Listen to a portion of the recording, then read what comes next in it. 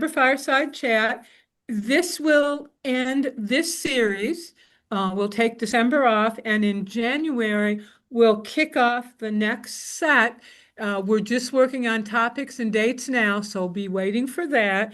And then in the summertime, we're going to try something new. We're going to continue the series, but we're going to do face-to-face live presentations at some of our really cool historic buildings. So we're going to go out to the Ellis Barn, and we're going to go up to the Buell Mansion. We're going to meet at Independence Oaks and Twin Chimneys. So be alerted to that.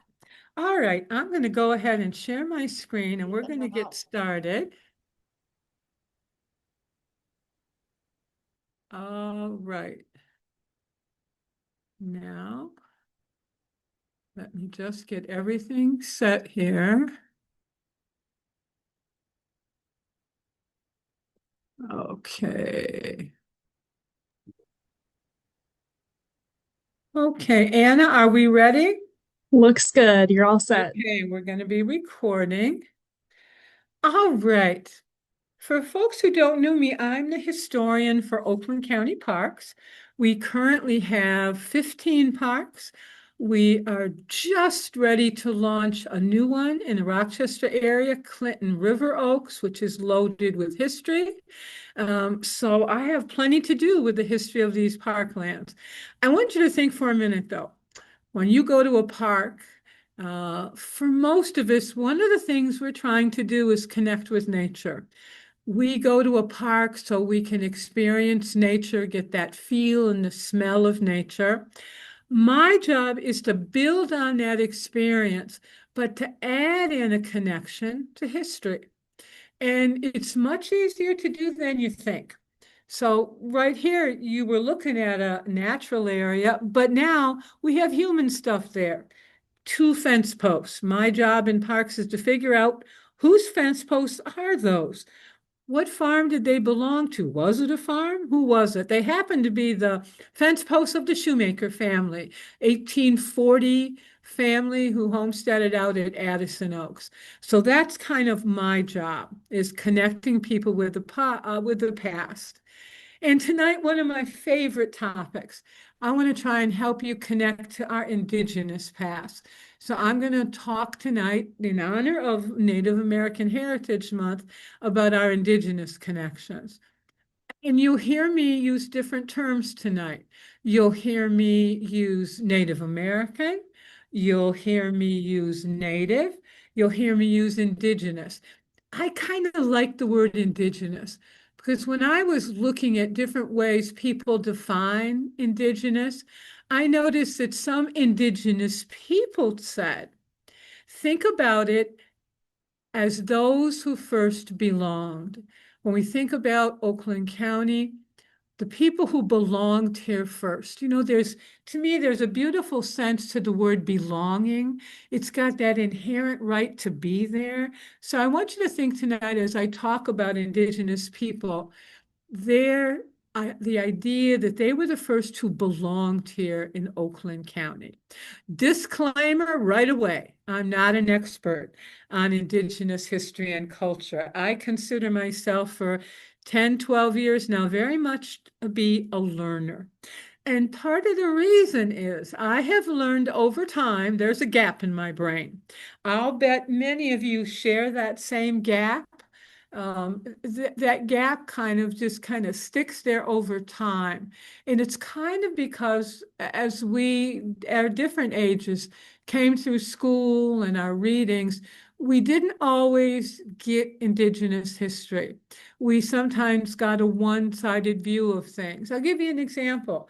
Columbus landing in the Caribbean, something we all studied. We all knew about his ships and his landings and the planting of the flag, but often what we didn't hear was the other part of the story. What about the people who were already there? Columbus didn't discover the Caribbean and a new place.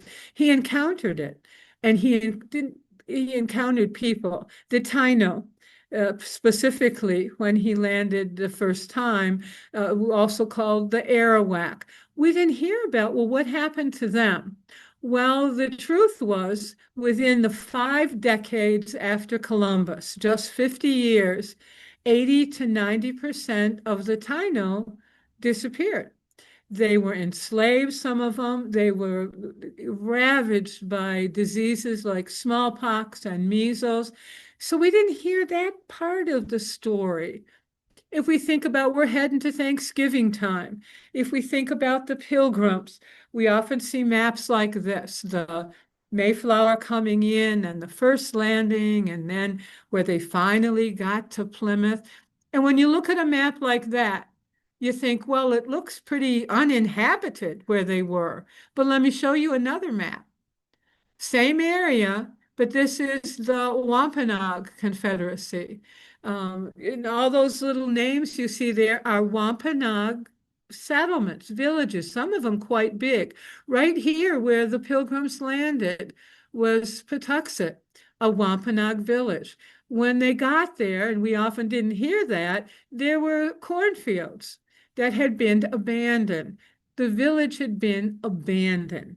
Well, I never heard that. I never heard that there'd been people there before them. I never heard the word Wampanoag. But later, I would discover William Bradford's history of the Plymouth plantation. He was the governor of the Plymouth colony. And then what he would tell in his diary, well, he kept a diary and then he turned it into a history, was this, that many victims of the late great mortality were not able to bury each other. Their skulls and bones were found in many places, lying still on the ground where their houses and dwellings had been. So what had happened? Well, the people who had been there, unfortunately, there were traders and fishermen in the area before the Pilgrims got there who brought things like smallpox with them. And it had decimated this village to the extent that it had pretty much wiped out the village. Now, we didn't hear that part. Now, this is not a really happy story to tell around your Thanksgiving table. But at the same time, it reminds us that there are different perspectives on things that happen. And to keep in our mind that there was another story there, another side of the story. So I've been filling up my gap. It's not full. No, it's far from full, but I have been trying to fill up my gap with reading. This is an Indigenous Peoples History of the United States. It's short, it's 150 pages. It's a PDF. I can email it to you. Anna will put my email in the chat at the end. It's emailable. It's another perspective on our history from an Indigenous standpoint. A wonderful new book. I'm just reading this now. Ned Blackhawk's A Rediscovery of America. Brilliant historian, Yale professor, who's been working 10 years on this book, reading Indigenous historians like himself and trying to capture American history, but with an Indigenous perspective. It's a wonderful read. For Michigan, Masters of Empire, a different look at the Great Lakes region and the impact of people like the Ojibwe and the Odawa on Michigan history. So just sometimes reading a different perspective is helpful. And I also brought you tonight Indigenous voices. So you're not just hearing Egbo. I brought you the voice of Indigenous people who are telling their own story. So to begin, let's begin. I always say begin at the beginning. We will call this the Great Lakes region, the land around the Great Lakes. It's really another perspective, Anishinabek-Aki, the land of the Anishinabek. By the way, you'll see that Anishinaabe with a B-E also. It depends on what dialect of Anishinaabemowin you happen to be looking at. So I'm going to use Anishinabek in this case. But who were the Anishinabek? Well, they were actually part of a much larger group. This was a linguistic group that spoke a derivative of the Algonquin language. It was a very large group of people who were spread into all those red areas. These were people who shared languages that were similar, and in many cases shared some cultural components that were similar. So you'll see the spread of the Algonquin speakers. Some of them you might be familiar with, besides the Anishinaabeg, the Powhatan. Remember Jamestown? The Powhatan Confederacy will be the ones to save the people of Jamestown during the starving winter. Wampanoag, oh my goodness, I just mentioned them. The Wampanoag that the Pilgrims encountered were culturally related to the Anishinaabe of Michigan. And then people like the Cheyenne and the Shawnee, all sharing linguistic roots. Now, the Anishinaabe initially will be out on the East Coast, and they will, what year was it? As my Anishinaabe friends tell me, it was from time immemorial, before we can remember that specific time. But they will migrate into the Great Lakes region. And once here, they will end up dividing into three related groups: the Odawa, also called the Ottawa by the English, the Potawatomi, and the Ojibwe, who also are known as the Chippewa. Now, the differences in the group are basically where they settled in the Great Lakes region. The Potawatomi, who tended to be into the south, were more farming culture because of farming land. Ojibwe to the north were more hunters, gatherers, fishers. And the Odawa were kind of in the middle between the two groups and shared both of those agricultural and fishing traditions. Now, a good way to think about them is as the Zebawing Center out at Mount Pleasant says, we are nations whose languages are similar, whose cultures are close, not the same, but close, and whose lands are often shared. Often you'll see something listed as a Potawatomi village historically, but there'll be Ojibwe people there and Odawa. These people intermarried, their families were connected. So their cultures, again, whose lands are shared and who shared similar languages. They all speak, by the way, Anishinaabe and then have a dialect of that. You'll also see it's called the Three Fires Confederacy because it was a typical confederation. Here's two words I want you to think about. We are nations. We have to be very careful that, particularly with working with students and our children, that we don't leave the Anishinaabe in the past. There's a tendency, when I reviewed a lot of textbooks, whoops, I'm sorry here, I took my own PowerPoint away. Hold on, I got to come back. All right. Oh my goodness, how did I do that? 1 second, I took myself away.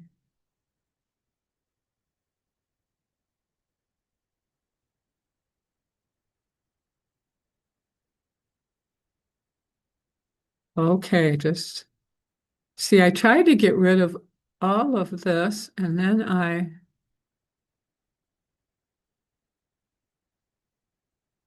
oh dear, hold on here.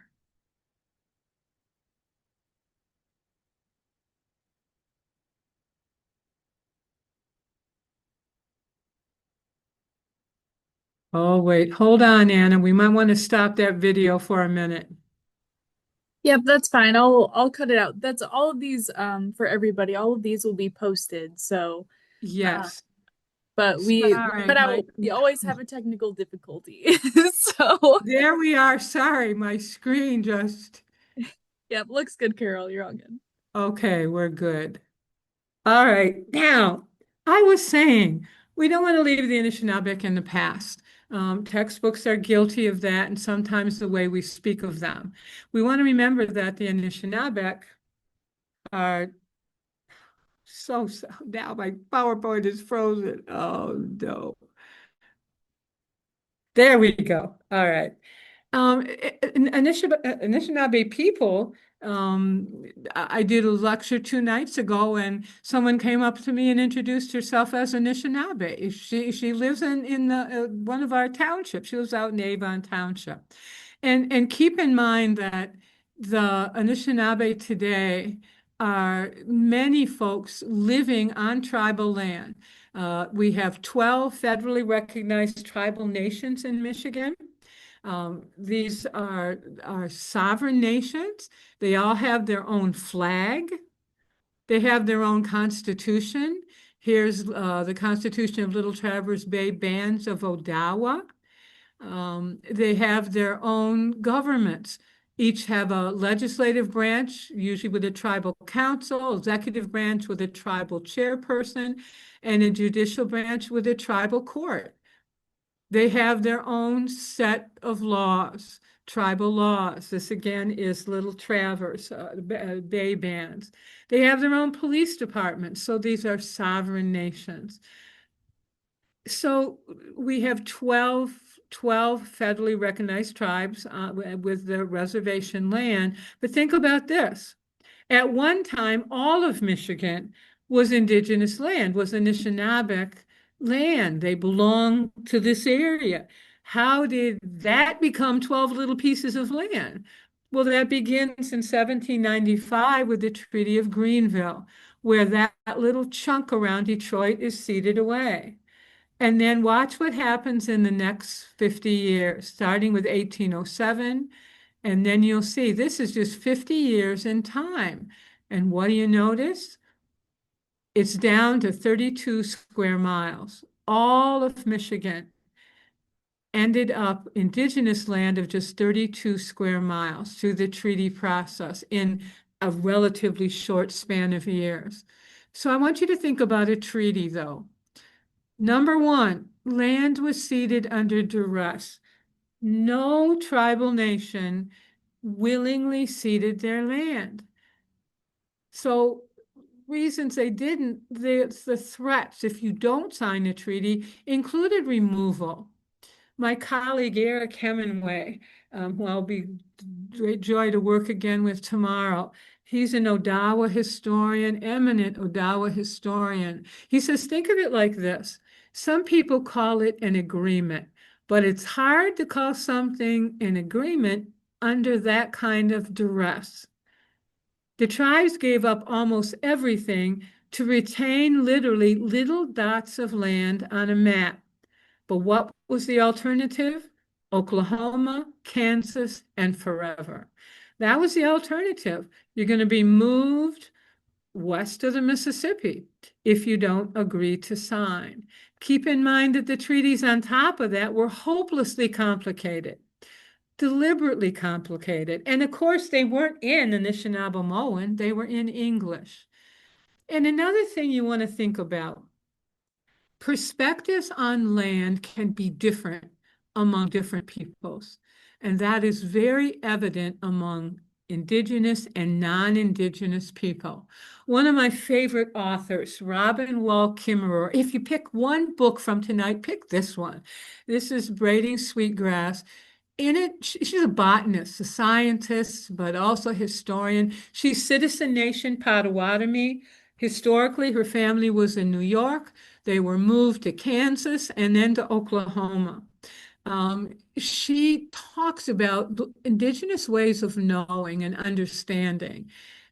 And the way she describes thinking about land is she says, in the settler mind, land was property, real estate, capital, or natural resources. But to our people, it was everything. Identity, the connection to our ancestors, the home of our non-human kinfolk, our pharmacy, our library, the source of all that sustained us. It belonged to itself. It was a gift, not a commodity, so it could never be bought or sold. Indigenous people didn't think you could own land in the way we do with a deed, a warranty deed. And so when you sit down to do a treaty, you have different views of the land. I like to think of it like this. Here's a commodity, here's a gift. People who see land in those two different ways. Imagine I go to Costco and I buy a great big ham, all right? It's a commodity. I also own a small carved wooden music box. My father gave me this when I think I was about 8 years old. When you open it up, it plays the Blue Danube Waltz. Why? Because my grandparents, who were Croatian, were born in the area of Croatia where the Blue Danube is. Now think about this. Which one will I value more? All right. Which one will I pass on to my granddaughter? So when you see land as a commodity, you view treaties differently than someone who says, no, wait, land is a gift. Land is a gift. It's an heirloom, something we pass onward. And let's think back to this idea of indigenous, those who belonged first. Another way to think about perceptions of land is to indigenous people, they said, we belong to the land. But non-indigenous people saw it differently. The land belongs to us. Those are two different ways of looking at land, and it's going to impact how you utilize land when you see a difference between you belonging and it belonging to you. You're going to come to a treaty process differently. Let me focus on Oakland County. Oakland County was ceded during the Treaty of Detroit, 1807. When it's the treaty signed, there are no non-Indigenous people in Oakland County. We're not even a county yet for 13 more years. So it was still very much an Anishinaabe area. Now, during that treaty, 8 million acres were ceded away. And in return, the treaties gave 9 little dots on a map, 9 little reserves to Anishinaabe people. Three of them were Ojibwe, and they were up along the St. Clair River, one where Port Huron is today. 2 Potawatomi, those are important to us in Oakland County. 1 Potawatomi in Monroe County, and 3 were Wyandot. The Wyandot were Iroquoian speakers, historically not Algonquin speakers. They had migrated from New York because of issues. They came from the Iroquois Confederacy, and there were some problems with the Confederacy at that time, and they were pushed westward and will settle around Detroit for a short time. Remember, 8 million acres for 9 little chunks of land. These two are important because they were in what will become Oakland County some years later. They're right here. Here was Chief Seguinzuin's reservation. It was 1 mile by 2 miles. Of same size as Chief Tonquish's reservation. They were predominantly Potawatomi. And then 20 years later, the Treaty of St. Joseph, 1827, they're taken back. But for a while, we had 2 reservations that each had a village and small pieces of land. The Potawatomi, when we think of Native American removal, most of us think of the Cherokee and the Chickasaw, the Trail of Tears moved from Georgia to westward. But the Potawatomi had their own trail. They call it the Trail of Death. Many of them were gathered in southern Michigan and then pushed into Indiana.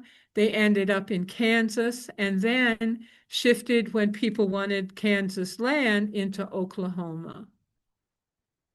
So we know in terms of villages, at one time, 2 Potawatomi villages on reservation.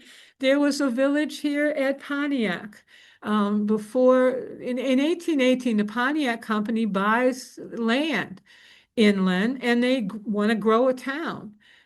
And where do they go? They go along where the Clinton River was. And why? The town growers start with a mill, a sawmill, then a grist mill. It's a story of Davisburg. It's a story of Holly. It's a story of a lot of Oakland County towns, a story of Rochester. So we have a different perspective again here. When Indigenous people look at a river, they think from the aspect of, when non-Indigenous people look at a river, the Pontiac Company looked at the Clinton with the concept of water is power. It'll power the mill, and you need a mill to grow a town. Indigenous people, when they think about water, ask them, they will always say the same thing. Water is life. Imagine that. Who's going to take better care of the river? People who say water is life, or people who merely say it is water's power. It'll power the mill.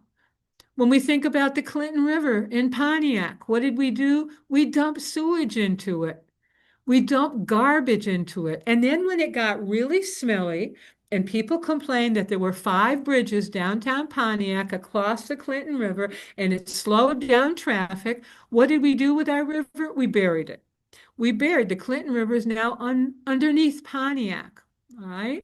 Indigenous people would never bury a river. Now, here are some other villages that we're aware of, but how do we know? All right, you can see them on there. How do you know a village? As a historian trained in archaeology, if I'm looking for an Oakland County, an old village, and we have some, we have remnant villages, 3 of them out on Dixie Highway, I'm going to look for foundation. I'm going to look because we leave foundation behind. Native American housing doesn't use, for the most part, foundation. So how do I find a village? Well, here's one of the ways we know they were, because when people got here to Southfield Township, Avon, and Royal Oak, there were already crops there. There was evidence of cultivation. When you're growing crops, you need a settlement. You're going to be sedentary in order to plant and take care of and harvest your crops. So when these early folks said, "Oh, somebody's already been farming here," that's indication there was a village. We do have evidence of burial grounds in Oakland County.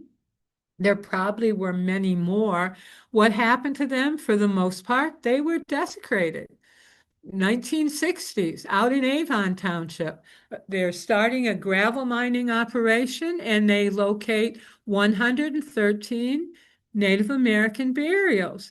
What do? They take a bulldozer and they push them into the pond that they've created with their gravel mine. We can't do that anymore. NAGPRA federal legislation helps prevent that.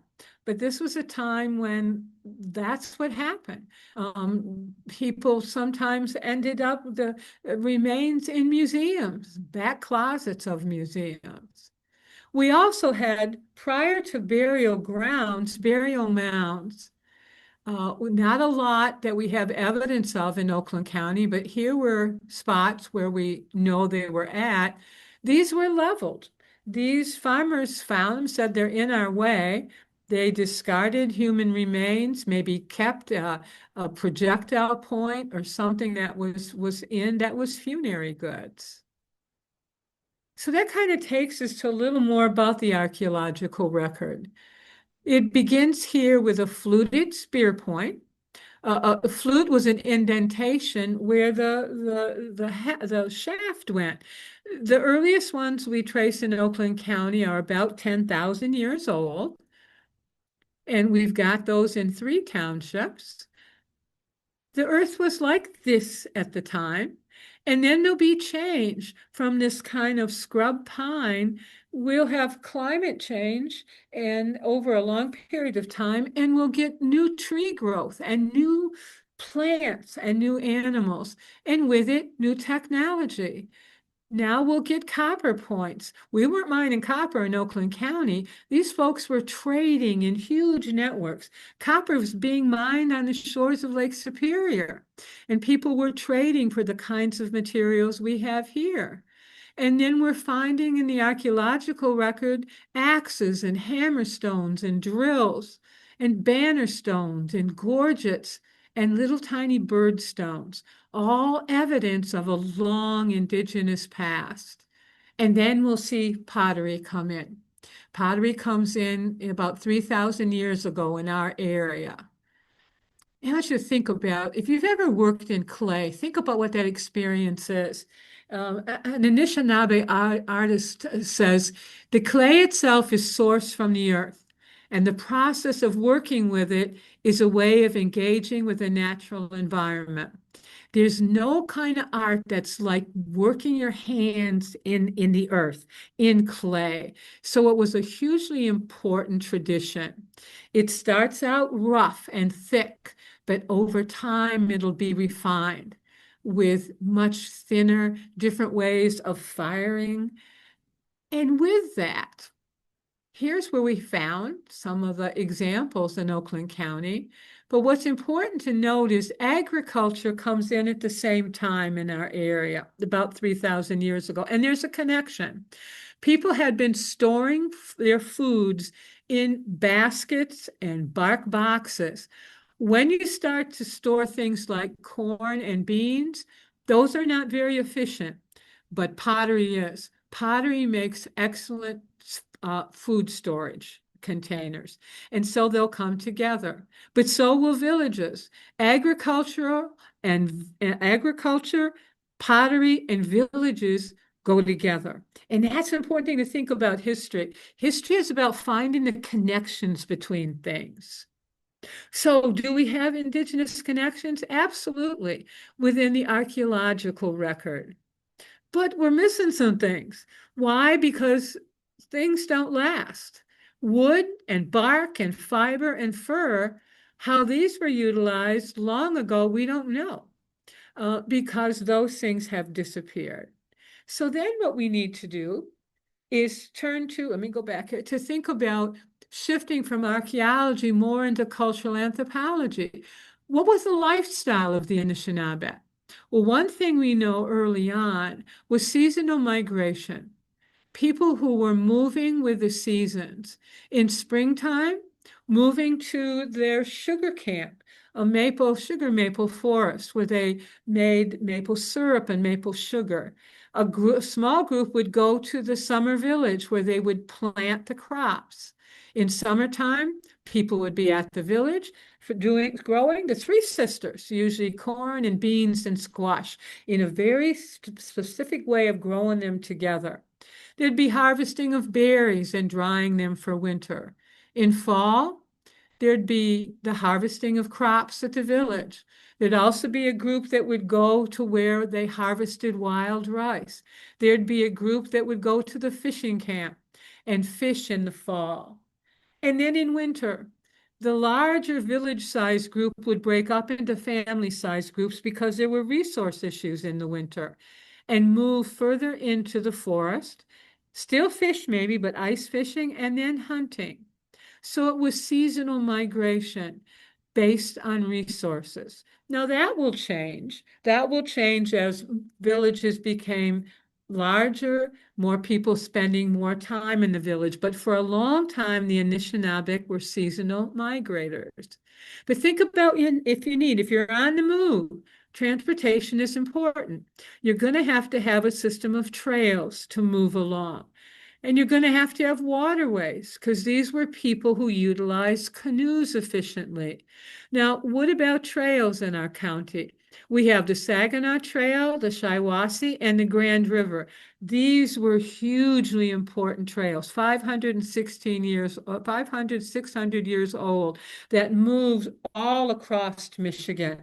But there were lots and lots of secondary trails. There's a historian who said he would bet money there was a trail to every one of our lakes, and we have a lot of lakes, but also waterways.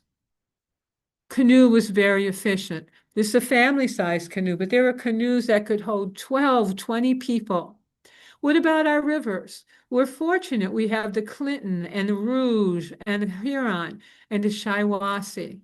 All of these with many, many tributaries and tributaries that connect it. From Oakland County, you could get by water to anywhere in the Great Lakes. You could also get from the Great Lakes anywhere in Oakland County. And remember the importance, water is life.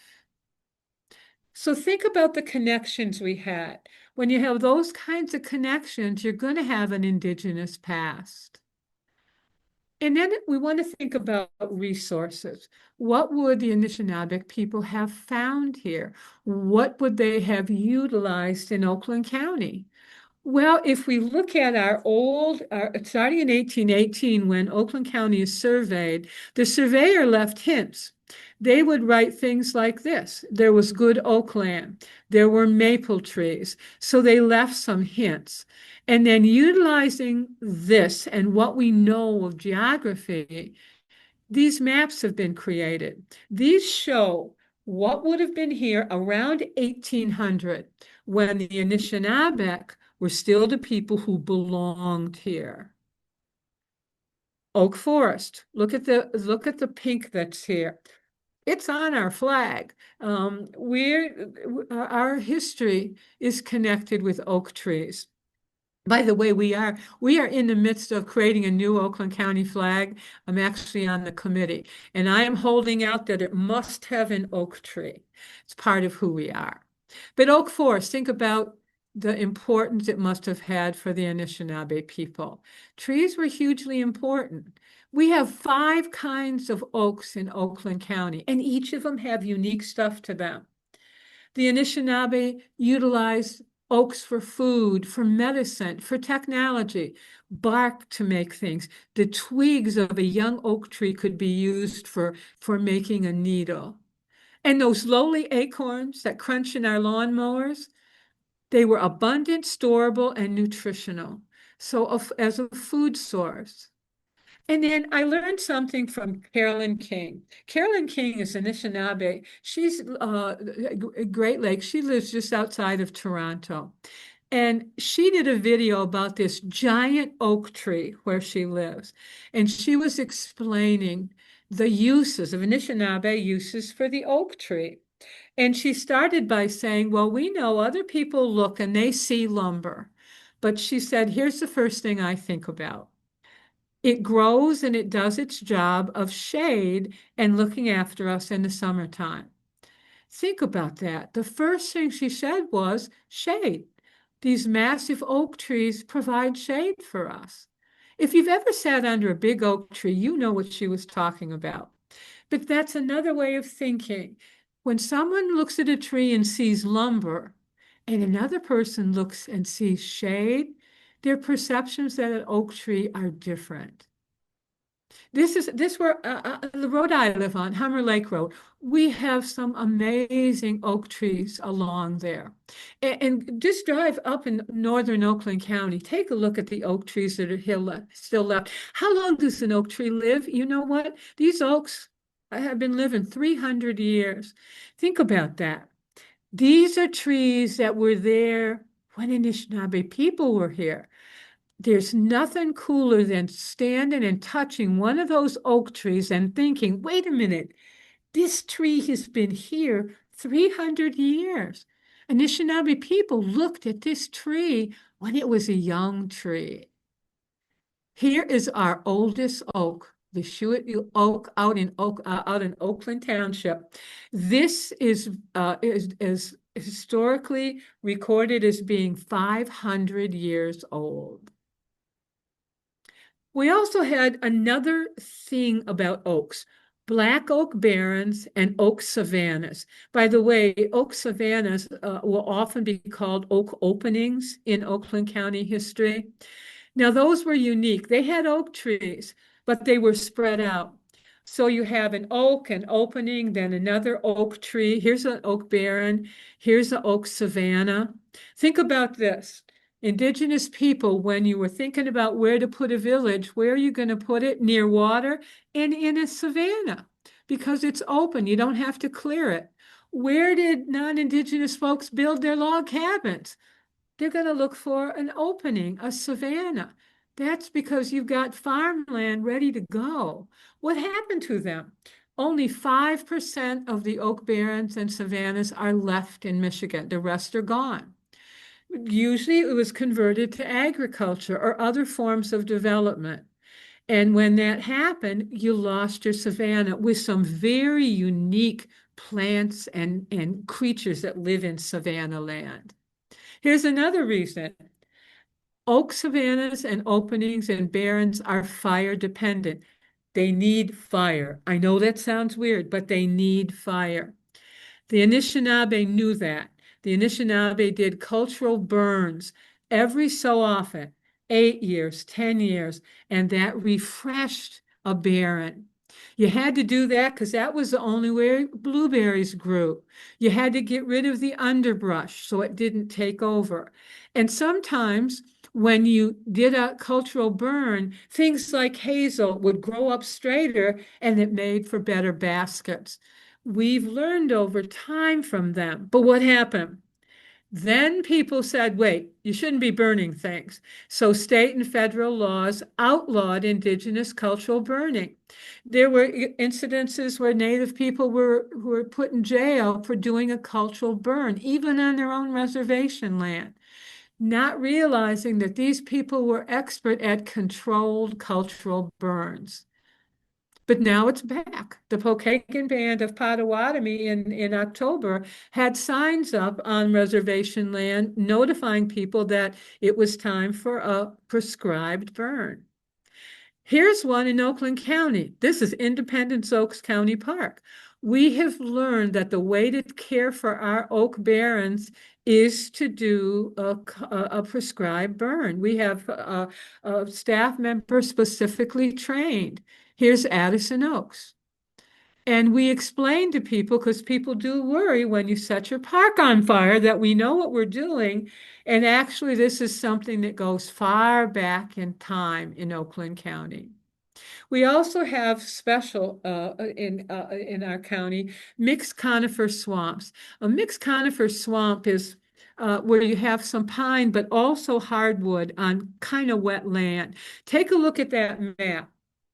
In southern part of the Lower Peninsula, only two counties have these, and we are one of them. They're a unique place. And one of the special plants here is cedar. Anishinaabe agitsik is the name for cedar. To the Anishinaabe, it's spiritual, it's medicinal, and utilitarian. A baby's first bath has to be done with cedar in the water. And here's what's interesting. When a body is prepared for burial, the cedar is used to cleanse the body.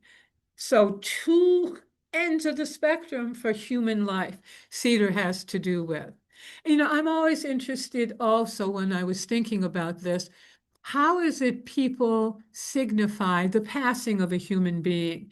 I was curious about Anishinaabe, and you know how they describe it? That the person walked on. What a different way that they didn't die, they walked on. And I've got to talk about apple trees. They were important to Oakland County. 1877, we produced more apples than any other county. Apples are not indigenous to North America. They actually started in Kazakhstan. They moved across Europe, then across the Atlantic with the colonists. And then once they were here, they moved into the colonies, across the colonies. But guess what? And I just learned this in the last 6 months. Apple orchards were also utilized by indigenous people. Here is the land of the Haudenosaunee Confederacy. This was the English called them the Iroquois. They had Six-Nation Confederacy, and they were excellent apple orchard growers. They were agricultural people growing corn, but they were very fond of apple orchards, particularly the Seneca and the Cayuga. Here's what I learned though. The Haudenosaunee fought with the British during the American Revolution. They thought that they'd end up better off siding with the British. That made General Washington not very happy with the Haudenosaunee. So in May of 1779, he gave an order to General Sullivan that regarded the Iroquois, and he said, the immediate objects are the total destruction and devastation of their settlements, lay waste to all their food supplies for the present and the future. And General Sullivan went and destroyed 40 very large Iroquoian Haudenosaunee villages and burned not only the corn they had, the field, but they destroyed their apple orchards. Think about that. Destroying corn is one thing. Destroying an orchard, you're talking about long-term food supply that was eliminated. But that got me thinking. That was out to the east of us. Did we have an indigenous orchard in Oakland County? And it turns out we did. Here is Orchard Lake. In the center, Apple Island, where people tell you Chief Pontiac was buried. Not true, by the way. But here's what is cool. on that island was an indigenous orchard. Now, sadly, when it was reported, it said they were, of course, cultivated after the careless and slovenly Indian manner. Right away, racism and bias came out. But what happened? Non-Indigenous people came and took the apple trees from those little orchards, those nurseries that were Anishinaabe orchards on that island. Here's proof. In the history of Oliver Williams' family, he was out here along Silver Lake. He went by canoe 1820 down to that Orchard Lake and the island. He took back apple trees, planted them in Waterford, and then people of Waterford came and took trees from him and planted them all over Waterford. And that happened, and then people from other townships took that. So think about that. Some of our apple orchards had indigenous beginnings. Oh, shut down at that time. Thank you.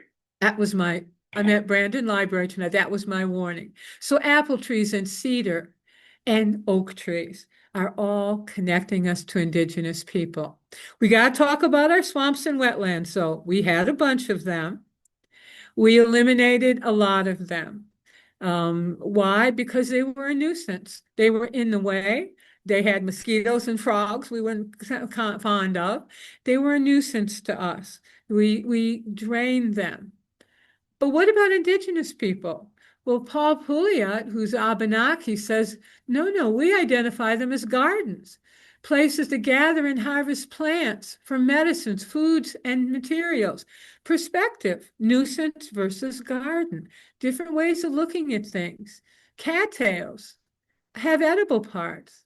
The fronds can be used for mats and housing and even making dolls. Lakes, we got to talk about our lakes. How many do we have? Some places online will tell you 430, not so.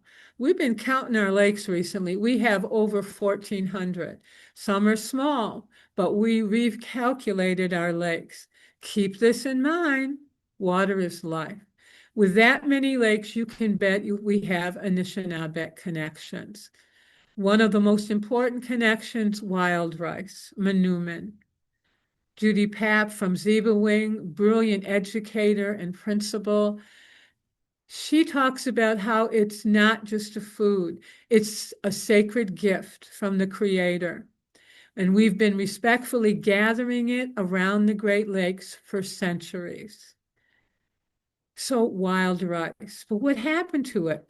We pretty much eliminated it. Roger Labine, the wild rice expert in Michigan, says logging, invasive plants, and pollution, we wiped it out. It's the poster child for a degraded species. Now, is there any left? In southern Michigan, only 2 spots, and both are in Oakland County. And they just happen to be in 2 Oakland County parks, Independence and Rose Oaks. So once again, we're trying to learn. Our naturalists have just come back from a Wild Rice Institute that the tribal nations held so that we can learn from them, so that we can manage and hopefully expand the wild rice of Oakland County. So do we have indigenous connections? Yes, we do. You should be able to name many of them tonight. Think about that. Our trails and our resources and our rivers. And now we want to think about how do we honor those connections?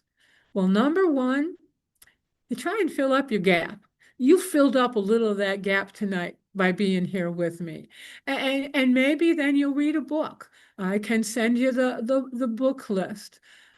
Here's something to do between now and April 5th. Go to the DIA, the Detroit Institute of Arts, who have the most amazing contemporary Anishinaabe art exhibit. This is the first exhibit of Native American art the DIA has had in 30 years. This is considered right now the biggest Native American art display in the Midwest that's ever been held. It's an amazing display. I've been looking at the catalog and just waiting for time when I can go down and see the artwork of these Anishinaabe artists. Go up to Zebra Wing Center, up in Mount Pleasant. It's an incredible place to be. And then think about this. When we tell our stories of Oakland County and our own little communities, don't forget that before the log cabins and the mills, there were people here, all right? For 10,000 years, there were people here. And they were the people who first belonged here. So when we tell our stories, we need to remember that we have indigenous roots. And then when we tell our national stories, the American story, we need to also remember that. And then thinking about our national, our combined, our shared narrative, everybody's story belongs. There's room in American history for everybody's story. And finally, final thought. When you think about the earth, and in Oakland County, we have land issues we have to think about. We have to think about green space. We have to think about the way we perceive the earth. I'm suggesting that we think about it in the way Indigenous people think about the earth, not as owners of the earth, but as caretakers. That's a unique shift. Think about that. Think about the fact that when we think about the earth, maybe it's best to think about it as being a small carved wooden music box and not a Costco ham. I'm going to stop sharing.